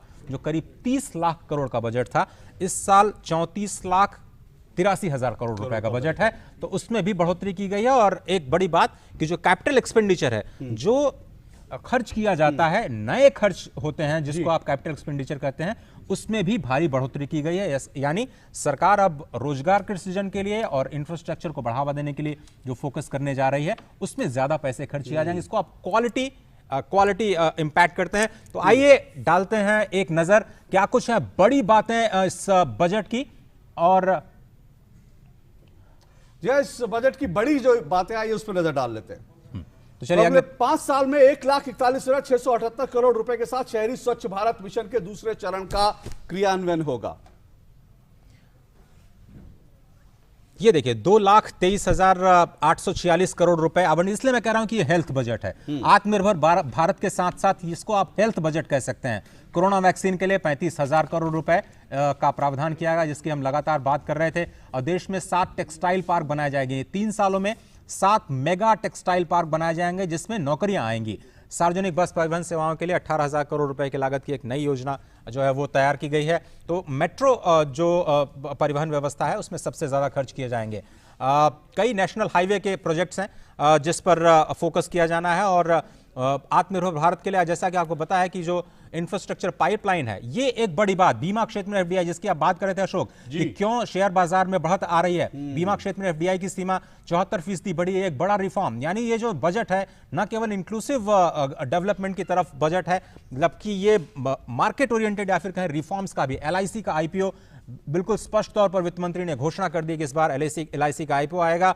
और अगर आप देखें पूंजीगत व्यय जिसकी हम बात कर रहे थे, 5.54 lakh crore rupees capital expenditure इस देश में किया जाएगा, जो कि काफी एक बड़ा इनटेक है। अगर पिछले साल से हम तुलना करें, राष्ट्रीय रेल योजना 2030 तक तैयार हो चुकी है, उस पर भी अब तक का सबसे बड़ी सहायता रेलवेज को दिए जाने का प्रावधान इस बजट में किया गया है। और मुंबई कन्याकुमारी आर्थिक गलियारे की घोषणा की गई है, यानी कि आप देखिए कि किस तरह से दक्षिण भारत तक जो है बजट जो है पश्चिम से दक्षिण भारत को जोड़ने के लिए एक बड़ी परियोजना का रेलवे को 1.10 लाख करोड़ का बजट आवंटन हुआ अब तक है। का सबसे बड़ा बजट है रेलवे का। जी, मेट्रो परियोजनाओं की, जिससे हम बता रहे थे कि अभी अगला जो फोकस है इंफ्रास्ट्रक्चर का वो मेट्रो परियोजनाओं की तरफ है। और सबसे ज्यादा बजट में अगर इंक्रीमेंट दिखा है अगर किसी सेक्टर में, तो इस सेक्टर में दिखा है जिसमें आप मेट्रो परियोजनाओं की बात कर रहे हैं। अलग अलग अगर हम देखें तो ये पूरा का पूरा जो ये हाइड्रोजन एनर्जी मिशन, ये एक नया मिशन है ऊर्जा क्षेत्र को एक आमूलचूल परिवर्तन के लिए। बहुत बड़ी बात है कि अगर आप अगले दशक की बात करते हैं अशोक, तो आपको जो एनर्जी सेक्टर है उसमें 3 लाख करोड़ रुपए का इन्वेस्टमेंट अगले 5 सालों में प्लान्ड है। तो एक तरह से ये रोड मैप देता है। ये अब देखिए उज्ज्वला स्कीम जिसमें 8 करोड़ लोग पहले से ही हैं, उसको आप 1 करोड़ और भी आप लाभार्थी शामिल करने जा रहे हैं। इसलिए मैं कह रहा हूं कि एक समावेशी बजट है, एक तरह से फ्यूचरिस्टिक बजट है। और शहरी स्वच्छ भारत में ये तो बहुत ही बड़ा मिशन है, बहुत बड़ा। शहरों को साफ बनाने, बिल्कुल 5 साल में 1,41,678 करोड़ रुपए स्वच्छता पर। और अजय, खास बात यह भी इसमें स्वच्छता की बात है, पर्यावरण की बात है। तो जो फ्यूचरिस्टिक जो चीजें हैं उसमें इसकी बात, आप मेट्रो की बात कर रहे थे, देखिए सार्वजनिक परिवहन की बात होती है हमेशा, तो आप सार्वजनिक परिवहन की भी बात कर रहे हैं, आप यहाँ शहरी स्वच्छता की भी बात कर रहे हैं, यहाँ पर्यावरण की भी बात कर रहे हैं। तो एक तरह से देखें तो वास्तव में किस तरह से एक नया भारत हम जिसकी बात करते हैं उसकी तरफ फोकस है। चलिए देखते हैं। ये जो अभी आप बात कर रहे थे शहरी इंफ्रास्ट्रक्चर की, उसमें काफ़ी इंपॉर्टेंट इसलिए है क्योंकि जो शहरों का कायाकल्प है वो अब किया जाना है। जो जल जीवन मिशन था, गांव में अभी तक फोकस था, अब उसको शहरों के लिए ले जाया गया है। और ये देखिए रुपया कहाँ से आता है। अब मैं आपको बताऊं कि जो कर्ज लिया जाता है 37 पैसे, 1 रुपये में से 37 पैसे कर्ज की जरिए आता है। जीएसटी से करीब 15 पैसे। आयकर, अगर हम इनकम टैक्स की बात करें तो 14 पैसे आता है 1 रुपये में। कॉर्पोरेट टैक्स से 13 पैसे संकलित होते हैं सरकार के पास में। जो उत्पाद शुल्क है उससे 9 पैसे। जो नॉन टैक्स रेवेन्यूज है उसमें 6 पैसे। सीमा शुल्क यानी कस्टम ड्यूटी में 3 पैसे और नॉन डेट कैपिटल रिसीट में 5 पैसे। ये पूरे का पूरा जो पैसा है, यानी ये लोग कहते हैं कि ये पैसा आएगा कहां से, ये जो सवाल उठाते हैं, ये वित्त मंत्री ने दिखाने की कोशिश की कि क्या कुछ है, इसका पूरा का पूरा खाका क्या है, अब कहां से ये पैसे आएंगे। अब ये देखिए कि रुपया जाएगा कहां। तो जो केंद्र की प्रायोजित योजनाएं है अशोक जी, उसमें 9 पैसे खर्च होते हैं 100 रुपए में से। मतलब अगर आप 100 रुपए करें तो 9 रुपए आपको उसमें खर्च। सब्सिडी के तौर पर 8 रुपए खर्च किए जाते हैं, जिसमें खाद्य सब्सिडी है, फर्टिलाइजर सब्सिडी है। रक्षा पर 8 रुपए खर्च किए जाने हैं। तो रक्षा बजट में भी बढ़ोतरी की गई है। डिफेंस एक बहुत ही बड़ी प्राथमिकता है। ब्याज के भुगतान पर सबसे ज्यादा पैसा खर्च किया जाता है 20 रुपए। मतलब समझ लीजिए 20% आपका ब्याज के भुगतान पर ही चला जाता है। कर और शुल्कों में राज्यों का जो हिस्सा है उसमें 16 पैसे खर्च होते हैं। वित्त आयोग और दूसरे अंतरण जो कि राज्य सरकारों को दिए जाने हैं उसमें 10 पैसे। और केंद्र की जो क्षेत्रीय योजनाएं हैं खासतौर पर उसमें 14 पैसे। और पेंशन के तौर पर 5 पैसे का खर्च किया जाता है। अगर 1 रुपए सरकार की आमदनी है तो ये कहां जाएगा, ये बताने की कोशिश। तो अब देखिए प्रमुख योजनाओं का आवंटन मनरेगा पर जो 2020-21 में 1,11,500 करोड़ रुपए कोरोना की वजह से बढ़े, अब वो अगले साल के लिए 73,000 करोड़ रुपए का प्रावधान है। मनरेगा एक बहुत ही बड़ी फ्लैगशिप स्कीम है जिसको कंटिन्यू करते हुए अब सरकार को लगता है कि ये 73,000 करोड़ रुपए जो है ये मनरेगा के लिए काफी होंगे अगले साल की अगर हम बात करें तो। ये देखते हुए कि कोरोना टाइम में इस पर फोकस किया गया था। बिल्कुल। राष्ट्रीय शिक्षा मिशन आप देखें तो इसमें भी बढ़ोतरी है। 28,000 करोड़ रुपए से बढ़कर के 34,300 करोड़ रुपए राष्ट्रीय शिक्षा मिशन पर खर्च किए जाएंगे। और बड़ी खास बात है, समावेशी मैं इसलिए कह रहा हूं क्योंकि लेह जैसे क्षेत्र में अगर देश का पहला विश्वविद्यालय बनने जा रहा है तो आप समझिए वहां की स्थानीय व्यवस्था को कितना एक तरह से बढ़ावा मिलेगा। अगली योजना की तरफ हम चलें तो जो राष्ट्रीय स्वास्थ्य मिशन है जिसको हम कह रहे थे सबसे बड़ा फोकस है। इसमें देखिए ये केवल एक मिशन है, इसके साथ साथ पीएम जय योजना जोड़ लें। और जो मैं बात कर रहा था कि 2 लाख 2.25 लाख करोड़ रुपए से ज्यादा हेल्थ पर फोकस किया जाना है, उसका केवल एक छोटा सा कंपोनेंट है। 35,000 करोड़ रुपए से 35,500 करोड़ से बढ़ा करके 37,000 करोड़ रुपए 21-22 में खर्च किए जाने का प्रावधान है, जिसमें कि इंफ्रास्ट्रक्चर जो है उसको मजबूत करने की कोशिश की जाएगी। इसी तरह से पीएम किसान आपने देखा 75,000 करोड़ रुपए का प्रावधान किया गया था, लेकिन कोरोना काल में 1,13,000 करोड़ रुपए किसानों के खाते में डाले गए थे, क्योंकि कोरोना की वजह से काफी मुश्किल हुई थी। इस साल के लिए भी 65,000 करोड़ रुपए का प्रावधान, यानी जो 2,000 रुपए की किश्त है वो किसानों के खाते में जाती रहेगी। और पीएम किसान के जो खाते हैं अशोक जी, अगर उनको जोड़ दिया गया है, कहां से जोड़ा गया है? सीधे सीधे कर्ज की योजना से जोड़ा गया है, तो उनको भी 4% पर कर्ज मिलेगा। मैं आपको बताऊंगा कि कितना जो एग्रीकल्चर डेट है, लेकिन मेट्रो प्रोजेक्ट आपके सामने। जी आइए, आप देखिए मेट्रो प्रोजेक्ट जो है 6,484 करोड़ था और ये बड़ा है। और इसके अलावा जल जीवन मिशन, उसमें एक जो है आप देख सकते हैं 11,218 करोड़ 2020-21, 2021-22 की बात करें तो 49,757 करोड़ रुपए।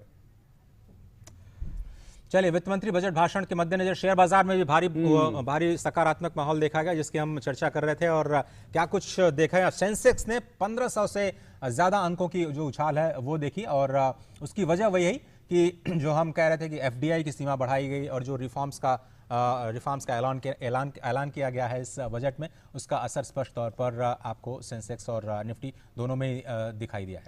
जी हाँ, तो 1500 से ज्यादा अंकों से उछाल देखा गया है। और वित्त मंत्री के बजट से शेयर बाजार में उछाल, यानी कि इसको कह सकते हैं कि एक तरह की जो इस बजट को लेकर के सकारात्मकता का जो माहौल है वो शेयर बाजार में भी है और बाकी जगह भी इसको देख सकते हैं। सेंसेक्स में 1500 से ज्यादा अंकों का उछाल है। ऐसा बहुत कम होता है कि इतना बड़ा उछाल जो है बजट के बाद देखने को मिले। बढ़त के साथ खुला सेंसेक्स और इसमें 1500 अंकों का उछाल आया शेयर बाजार में वित्त मंत्री के बजट से। तो स्पष्ट तौर पर इसका मतलब यह है कि शेयर बाजार इसका स्वागत कर रहा है, और स्वागत इसलिए क्योंकि जो रिफॉर्म्स के जो बड़े ऐलान है, अब बाजार को भी जो ये एक उम्मीद थी बाजार को कि आशंका थी कहें कि हो सकता है कोरोना से लग जाए, और उसकी वजह से आप 2-3 दिनों में आप देख रहे होंगे कि जो गिरावट थी अब वो बिल्कुल वापस आती हुई तेजी के साथ, और आज जबरदस्त स्वागत किया आज शेयर बाजार ने।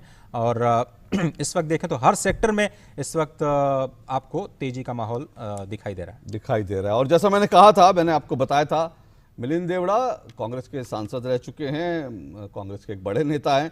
उन्होंने कहा कि उन्होंने इसको थम्स अप किया है। उन्होंने ट्वीट करके कहा इन्वेस्टमेंट बढ़ेगा, जॉब क्रिएशन होंगे इस बजट से। तो इसलिए मैं कह रहा हूं कि विपक्ष की तरफ से भी जो पहली प्रतिक्रियाएं आई हैं वो बहुत ही आशाजनक हैं कुल मिलाकर इस बजट को लेकर के। और क्योंकि जिस तरह के माहौल में ये बजट आया उसको देखते हुए लोगों को तमाम तरह की आशंकाएं भी थी, डर भी था कि किस तरह का बजट होगा ये। लेकिन इस बजट में जो आशंकाएं थी वो तमाम आशंकाएं निर्मूल साबित हुई और बजट से अब तक इसमें देखिए कोई भी सेक्टर जो है अशोक जी, कोई भी सेक्टर जो है वो नकारात्मक नहीं है। बैंक सबसे ज्यादा 6%, फाइनेंशियल सर्विसेज में 5% से ज्यादा, रियलिटी में 3%, इंफ्रास्ट्रक्चर ऑटो में भी 3% से ज्यादा, पीएसयू की बात करें यहां भी 3% से ज्यादा का उछाल देखा गया। Metals, telecom, capital goods, industries, energy, हर जगह आप एक भी ऐसा सेक्टर नहीं है जहां पर आपको गिरावट यानी बिकवाली का दौर दिखाई दे। हमारे साथ शुभमय आ चुके हैं जो कि वरिष्ठ आर्थिक पत्रकार हैं। बिल्कुल स्वागत है शुभमय जी आपका इस खास प्रोग्राम में। सबसे पहले आपकी पहली प्रतिक्रिया बजट को लेकर के कि क्या कुछ किस तरह का बजट आप देखते हैं? फ्यूचरिस्टिक बजट है, डेकेड का पहला बजट, डिजिटल बजट, हम लोग बहुत बातें कर चुके हैं, आपने क्या खास बात देखी? अजय, हम जब दूरदर्शन में बजट की बात करते हैं तो नेचुरली सबसे पहले बात आता है कि किसको क्या मिला। ये जनरली बजट के ऊपर एक लोगों का एक छवि रहता है। मैं इससे थोड़ा सा हटके इसलिए कहना चाहूँगा कि इस बारी का जो बजट था वो ये आंकड़ा देखने के लिए नहीं था।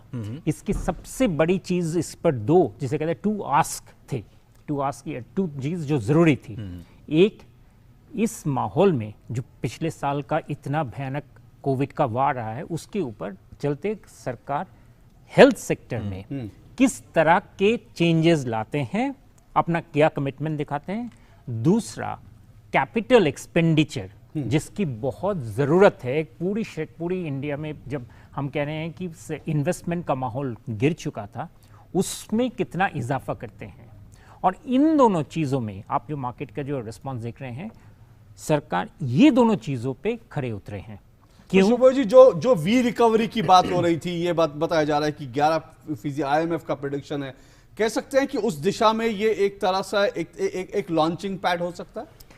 क्योंकि इसका इसलिए आपने बहुत अच्छे इंपॉर्टेंट कहा अशोक, क्योंकि इसमें वित्त मंत्री ने एक आंकड़ा प्रेजेंट किए हैं जो आमतौर के डिस्कशन में नहीं आता है, वो है फिस्कल डेफिसिट। हम फिस्कल डेफिसिट की बात बाद में करते हैं, लेकिन इस बार ये करना बहुत जरूरी है क्योंकि सारे एनालिस्ट का मोटा मोटी अंदाजा था कि इस साल का यानी FY21 का एस्टिमेट था 7%, 8, 7.5, पौने 8 तक। वित्त मंत्री खुद ही जाके बताए हैं कि 9.8%। और ये क्या बताता है कि सरकार अपना पूरा ट्रांसपेरेंटली अपने पूरे जो खर्च हुए हैं उन सब चीजों को सामने प्रस्तुत किए हैं, और अगले साल में भी कोई ऐसा स्टेप्स नहीं लिए हैं जिससे कहा जाता है कि फिस्कल कंट्रैक्शनरी हो, यानी कि जब गति देने की जरूरत है आप उस पर लगाम खींच रहे हो। वो लगाम खींचने का काम बिल्कुल नहीं किए हैं। जहां पे जितना जरूरत है उस चीज के लिए उन्होंने छूट दिया है, और 6.8% कोई खास बात नहीं है। इसीलिए मार्केट को इससे बहुत कॉन्फिडेंस मिला है कि ये एक ट्रांसपेरेंट सेट ऑफ नंबर्स है। चरण सिंह, इसका अंदर क्या क्या हो सकता है वो अलग बात है, लेकिन ये चीजें इस बारी बहुत जरूरत था, और खासकर उसमें वो करने के लिए वित्त मंत्री ने 2 चीजों को दिखाया कि मैं कैपिटल एक्सपेंडिचर के लिए खर्च का पैसा ले दूंगी, 4,30,000 से उठाकर वो करीब 5,54,000 पे पहुंच जाता है, और दूसरा हेल्थ सेक्टर में। और ये करने के बाद निश्चित उनके पास पैसे नहीं है क्योंकि ये बहुत बड़े दोनों जंप हैं वो करने के बाद। और खासकर तीसरा चीज, उन्होंने फूड कॉर्पोरेशन का जो बजट है उसको उन्होंने अपने ऊपर ले लिया कि ये NSSF में नहीं जाएगा। इसके बारे में भी बहुत सारे टीका टिप्पणी होते थे। तो कुल इन तीनों को करने के बाद सरकार के पास कोई जगह नहीं रहता है कि वो थोड़ा सा फ्रीबीज वगैरह करे। तो इस तरह से एक ट्रांसपेरेंट नंबर्स, जहां जरूरत है वो खर्च के लिए पुश, एंड थर्ड कि सरकार क्या करना चाहते हैं वो इकोनॉमी के लिए क्लीन सेट ऑफ नंबर्स करने। इसीलिए दिस बजट इज, मैं कहूंगा ये बहुत यूजफुल बजट है। यूजफुल बजट, और जो बात कर रहे थे लगातार वी शेप इकोनॉमी के में ग्रोथ के लिए, वापसी के लिए, और उसके लिए एक तरह का ये कह सकते हैं लॉन्चिंग पैड है। और हमारी संवाददाता श्यामा इस वक्त मुंबई से जुड़ रही हैं। श्यामा, बहुत बहुत धन्यवाद। क्या कुछ है पहली प्रतिक्रिया मुंबई से? शेयर बाजार की प्रतिक्रिया हम देख चुके हैं, लेकिन वहां के इंडस्ट्री कैप्टन्स क्या कर रहे हैं, क्या कह रहे हैं इस बजट को लेकर के? Over to you. देखिए जी, सबसे पहले हमने बात की टाटा केमिकल्स के एक रिप्रेजेंटेटिव से। उन्होंने सबसे पहले यही बताया है कि जितना बजट से एक्सपेक्ट किया गया था उससे काफी अच्छा बजट रहा है इस बार का, और इसकी क्लियर इंडिकेशन है कि जो हमारी मार्केट्स है वो काफी अच्छे उछाल पर है। इसके अलावा अगर बात करें तो सारे सेक्टर्स को टच किया गया है इसमें। कोविड के बाद का तुरंत ये बजट है, तो माना जा रहा था कि ये एक ऐसा बजट होगा जो सबको अपलिफ्ट करने वाला बजट होगा। ठीक वही बात है यहाँ पर। आप देखिए सारे जितने भी पार्ट्स है जो हमारे लोअर स्ट्रेटा के हैं लोग सोसाइटी के, उन सभी के लिए भी यहाँ पर इस बजट में कुछ ना कुछ रखा गया है। तो ओवरऑल हम कह सकते हैं ये जो बजट है सबका साथ, सबका विकास और सबका विश्वास लेके ये बनाया गया है ये बजट को। और ओवरऑल अगर आप देखें तो कई सारे जगहों पर ऐसे पॉइंट्स उठाए गए हैं जो एक्सपेक्टेड था, और ये भी माना जा रहा है कि बहुत जरूरी था। कोई एक्सपर्ट या कोई इंडस्ट्री कैप्टन आपके साथ हैं इस वक्त बात करने के लिए? मैं वो जानना चाह रहा हूँ। जी बिल्कुल, हम एक्सपर्ट के लिए ही रुके हुए हैं। ठीक है श्यामा, मैं वापस आऊंगा, तो वो अभी बस अपना जैसे ही वो आपके पास आएंगे मैं आऊंगा आपके पास और उनका रिएक्शन लूंगा। और शेयर बाजार जिस तरह सलाम कर रहा है वो हम लगातार दिखा रहे हैं। एक बार फिर आपके पास आऊंगा।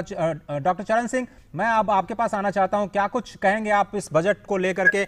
आपकी पहली प्रतिक्रिया क्या है, और आप किस तरह से देखते हैं कि फिस्कल कंसोलिडेशन बिल्कुल ट्रांसपेरेंटली वित्त मंत्री सामने आई है और एक बड़ा रोड मैप दिखाई दिया है ग्रोथ ट्रेजेक्टरी का? बहुत ही अच्छा बजट है। मेरे मन में हमेशा एक बात होती है कि जो विजन और एम होती है, बजट जो हर साल आता है उस श्रृंखला में एक बिंदु होता है। हमारी विजन है कि हमने $5 ट्रिलियन और $10 ट्रिलियन इकोनॉमी बनानी है जी। हमारे को यहाँ चोट लगी थी, दुनिया भर में ये महामारी आई थी, हम अकेले नहीं थे, उससे हमारी ग्रोथ पे असर हुआ है। तो वित्त मंत्री जी ने क्या कहा है, और इस बार जो मुझे बहुत अच्छी बात लगी है, एक हर चीज इस साल के लिए नहीं कही है, बिल्कुल 3 साल 5 साल में एक तरफ से मीडियम टर्म विजन दिया है, तो वो मुझे बहुत अच्छा लगा है। तो हमें सब पता है, अभी ये पता लग गया कि अगले 3 और 5 साल में देश किस रास्ते पे चल रहा है, उससे एक सर्टेनिटी आ जाती है, और ये भी समझ आ जाती है कि गवर्नमेंट की planning medium to long term चल रही है। दूसरी बात, मैं बहुत वर्षों से कह रहा हूं कि 3% fiscal deficit to GDP ratio ये कहां से आई है, इसकी कोई थ्योरेटिकल सैंक्टिटी नहीं है और कुछ खास उसका एम्पिरिकल एविडेंस नहीं है और एडवांस कंट्रीज में उसे कोई फॉलो नहीं करता है डिफिकल्ट टाइम्स में। तो वही बात आज मुझे बहुत अच्छी लगी जब वित्त मंत्री जी ने खुल के कहा कि हमारा ग्रॉस फिस्कल डेफिसिट इस वक्त 9.5% चल रहा है और अगले 4 साल के लिए हम उस पर कोई सोच नहीं रहे हैं, हम पैसा फजूल में नहीं कर रहे हैं, हमें पता है हम पैसा कहाँ लगा रहे हैं, पर अगले 2025-26 तक हम इसको 4% से नीचे जो ग्लोबल यार्डस्टिक मानी जाती है वहां नहीं ला रहे हैं। इस साल 9.5% है, अगले साल 6.5% है। मुझे पूरा विश्वास है कि अगर हमारी यहाँ आपत्ति बढ़ गई, सेकंड पीक आ गई या और कोई नौबत आ गई, तो सरकार इतने अच्छे तरीके से चल रही है, इनको फिक्र नहीं है कि वो 6.5 का जो बजट एस्टिमेट है वो 8 भी हो गया तो कोई टेंशन की बात नहीं है। एक बोल्ड फेस, जी वित्त मंत्री का एक बोल्ड फेस जो है वो दिखाई देता है इस बजट में। वेद जैन साहब, मैं आपके पास आता हूं, पहला रिएक्शन आपसे। हम जब बात, चलिए वेद जैन जी के साथ जुड़ेंगे। चरण सिंह जी, आप बात कर रहे थे फिस्कल डेफिसिट की, और जिस तरह से सर्वेक्षण में कहा गया कि ठीक है, क्रेडिट रेटिंग एजेंसियां हमारी फंडामेंटल्स पर ध्यान नहीं दे रही हैं और वो उनकी रेटिंग बहुत ज्यादा मायने नहीं रखती है, तो वो दस्तावेज भी, और आज वित्त मंत्री ने भी स्पष्ट तौर पर पूरे दुनिया के निवेशकों को संदेश दे दिया है कि मेरा फिस्कल डेफिसिट अगर 6.8 अगले साल रहता है, कोई बड़ी बात नहीं है और मुझे कोई चिंता की बात नहीं है, मुझे अपनी प्रायोरिटीज पता है और वहां पर कहां मुझे खर्च करना है मैं वो करूंगी। एग्जैक्टली वही चीज मुझे बहुत अच्छी लगी है। अच्छा, फिर पैसा कहाँ खर्च कर रहे हैं वो भी आप देखिए, उन्होंने जो अपने 6 पिलर बताए हैं वो सारे पिलर या ह्यूमन कैपिटल या इंफ्रास्ट्रक्चर या एमएसएमईज या स्टार्टअप्स पे पैसा जा रहा है या रिसर्च एंड इनोवेशन पे जा रहा है। तो यही तो सारी चीजें होती हैं जो देश को प्रगति के रास्ते पे लेके जाती हैं। तो जो ग्रोथ रेट का इन्होंने 11% इस बार कहा है, IMF ने भी 11.5% कहा था, और पिछली बार जो विश्लेषण, आर्थिक विश्लेषण 3 दिन पहले आया है उसमें बड़ा क्लियर कहा गया था, रेटिंग एजेंसी का आपने पॉइंट बताया है, पर उन्होंने कहा था कि काउंटर फिस्कल पॉलिसी जरूरी है। काउंटर फिस्कल पॉलिसी का क्या मतलब है, अगर टैक्सेस वगैरह गिर रहे हैं तो सरकार अपना खर्चा बढ़ा रही है, तो वही चीज हुई है। तो मुझे ये बहुत अच्छा बजट लगा है और मुझे ग्रोथ ओरिएंटेड बजट लगा है, और इसमें मुझे यहां तक लग रहा है कि एम्प्लॉयमेंट जनरेशन पे काफी फायदा होगा। इस 1 साल के अंदर जो रिवर्स माइग्रेशन के कारण अनएम्प्लॉयमेंट पे जोर था वो रिवर्स हो जाएगा और एम्प्लॉयमेंट पे भी बहुत फर्क पड़ेगा, एमएसएम इसको मिलेगी। ये एक बड़ी बात है जो आप एम्प्लॉयमेंट की बात कर रहे हैं डॉक्टर चरण सिंह। कौन से ऐसे सेक्टर्स हैं जहां पर आपको लगता है कि एम्प्लॉयमेंट जनरेशन के बजट के हिसाब से आपको लगता है कौन से सेक्टर में अब ज्यादा हम ओपनिंग देखेंगे? देखिए, उन्होंने इंफ्रास्ट्रक्चर पे बहुत जोर दिया है, रोड्स पे दिया है, टेक्सटाइल पार्क्स पे दिया है, नेशनल इंफ्रास्ट्रक्चर पाइपलाइन की बात कर रहे हैं। इन सारी चीजों में एम्प्लॉयमेंट जनरेट होनी है। टेक्सटाइल में मुझे खास करके लग रहा है जो टेक्सटाइल पार्क्स बनेंगी उसमें काफी फायदा हो जाएगा। अच्छा, जहां तक फिर उन्होंने स्टार्टअप पे कहा है कि स्टार्टअप पे हम लोग फिर टैक्स हॉलीडे दे रहे हैं। मुझे लग रहा है यंग ग्रेजुएट्स यूनिवर्सिटीज और कॉलेजेस के ये स्टार्टअप्स में काफी बढ़ोतरी हो जाएगी उससे। तो एक किस्म का, एक मिनट डॉक्टर चरण सिंह, आप एक मिनट हम आपके पास आते हैं। फिक्की के अध्यक्ष जो हैं वो क्या कह रहे हैं इस वक्त, हम सीधा आपको वो सुनाते हैं। Very badly impacted because of a national lockdown of the kind that we saw, and we are ending the year with a 9.5% deficit, and yet for the government to not rush to contain and choke the economy and to rein in the deficit, but to be very prudent, be calibrated and yet be very prudent and focus on growth, that I think is the biggest highlight. I think the fact that there are no significant new taxes, we've seen a cess, we'll need to know a little more about it, but the fact that there are no new taxes either on the corporate sector or on individuals is a sign that the government recognizes the stress and challenge that everybody is going through, and I think this will send out a really, really strong message. In terms of the initiatives, I think as Pankaj Bhai was saying, the spotlight on social infrastructure, including healthcare and education, especially healthcare, is really, really welcome. It couldn't have come a day too soon. On education, there are a whole lot of initiative. I personally think that the new national education policy is a very progressive document, and this seeks to build on that. That's a very good one.